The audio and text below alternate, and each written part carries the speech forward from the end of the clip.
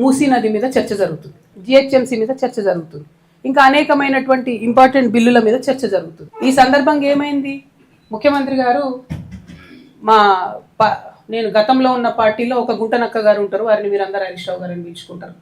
ఆయనను చూసి నేనేదో మాట అన్నాడు, అనగానే నన్ను అంటవా నువ్వు అని చెప్పి అసెంబ్లీ మొత్తం వాయిదా వేసుకొని వెళ్ళిపోయాడు. అరే ఒక్క మాట వ్యక్తిగతంగా ముఖ్యమంత్రి ఏదో నిన్నంటే మొత్తం అసలు ప్రతిపక్షమే లేకుండా, ప్రతిపక్షం అంటే ఏంది, ప్రజల గొంతుక, ప్రతిపక్షం అంటే ఏంది, అన్యాయం ఎట్లా జరుగుతుందని ప్రశ్నించేటటువంటి ఒక వాయిసే ప్రతిపక్షం. It is not a party, it is a big responsibility. దాన్ని వదిలేసి మొత్తం సభ 5 రోజులు ఎట్లా మీరు బాయ్కాట్ చేసిపోతారు? ఏంది కేవలం హరీష్ రావు గారిని ఒక మాట అన్నందుకు బాయ్కాట్ చేసిపోతారా? కేసీఆర్ గారిని ఎన్ని తిట్లు తిట్టినా రేవంత్ రెడ్డి గారు ఎప్పుడన్నా బాయ్కాట్ చేసిన హరీష్ రావు గారు?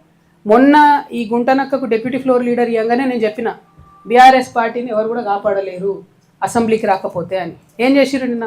పోనీ జనరల్గా నేను కూడా పార్లమెంట్లో పనిచేసిన కదా, నేను కూడా ఎమ్మెల్సీగా పనిచేసిన కదా, ఒక ఏదన్నా అంశం మీద మనకు అభ్యంతరం ఉంటే అప్పుడు చర్చ ఒక అంశం మీద జరుగుతుంటే ఆ అంశం మీద వాకౌట్ చేయొచ్చు, మళ్ళీ రావాలా, నెక్స్ట్ అంశం మాట్లాడాలి. ఎందుకంటే నెక్స్ట్ అంశం కూడా ప్రజలకు ఇంపార్టెంట్ ఉంటుంది.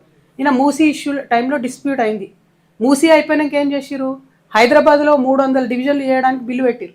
మరి అది అవసరం లేదా చర్చ? మనం 1/3 తెలంగాణ పాపులేషన్, 3వ వంతు తెలంగాణ పాపులేషన్ హైదరాబాద్లో ఉంటుంది.